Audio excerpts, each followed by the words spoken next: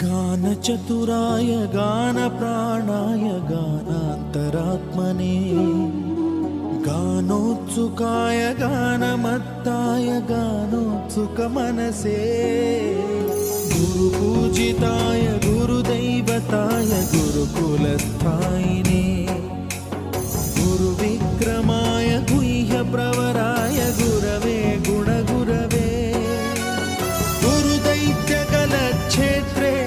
गुरुधर्मसदाराध्याय गुरुपुत्र परित्रात्रे गुरुपाखण्डखण्डकाय